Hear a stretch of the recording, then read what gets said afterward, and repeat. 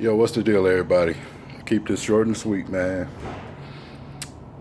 Pistons didn't play defense when they needed to.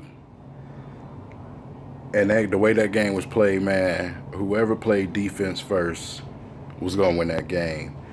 And Miami Heat started to tighten up the defense.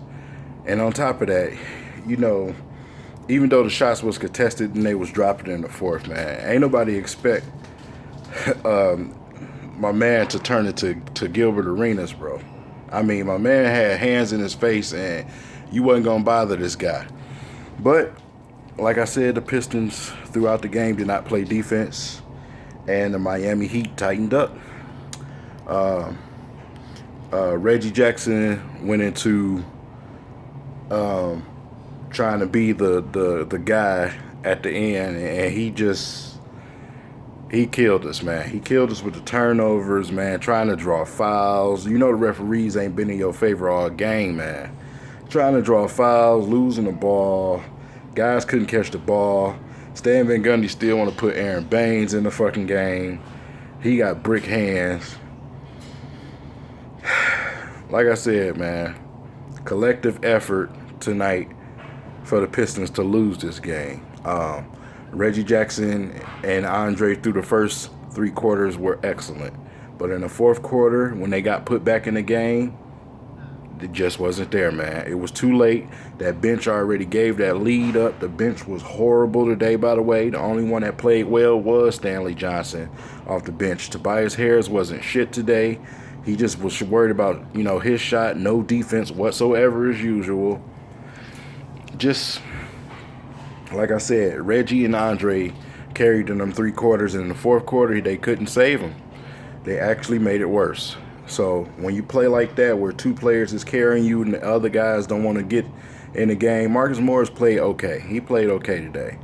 But, you can't expect much out of KCP. He's not going to run hard on screens when he's still injured. Even though he's playing, he's still injured. If he take another good screen to that shoulder, he'll be out another 2 weeks.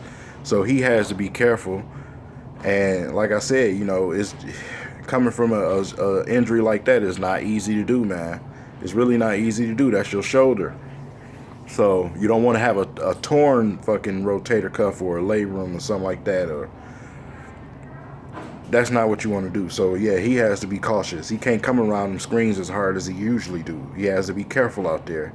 And that's why I feel like Stan Van Gundy needs to stop playing him so many minutes. So again, it all to me revolves around Stan Van Gundy. Stan Van Gundy's coaching, man. Not substituting the right people at the right times once again. Aaron Baines has no business in that game. Boban should have been your guy. You going against lengthy centers, and penetrators. Aaron Baines is not going to stop penetration. He's going to foul. He's not going to stop a big man. He can't jump. He's not going to block the shot. He's going to foul. No sense whatsoever not to play Boban. Boban is a disruptor down there. He insists on playing this bum. So that's the result you get. Yeah, that's pretty much it, man. But it is what it is.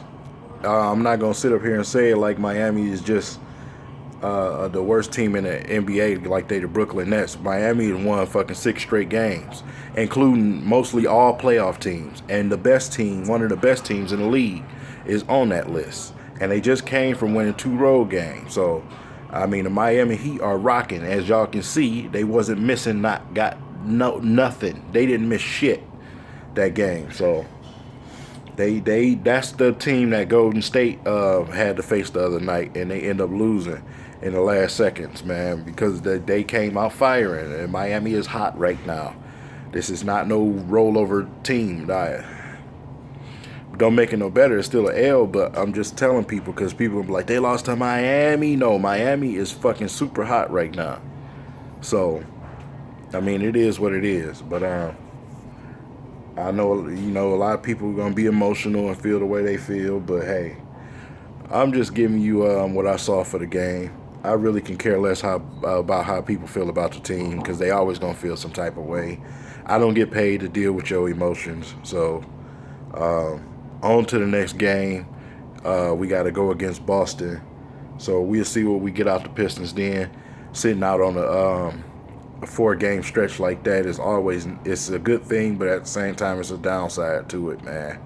And the Pistons, they still out of my mouth, the Pistons are still going to get it together. They're going to get it together.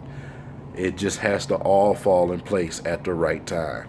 You're getting certain things here and certain things there. Once it all comes together and glue and gel, they are going to be fine. So, with that being said, I'll catch y'all later.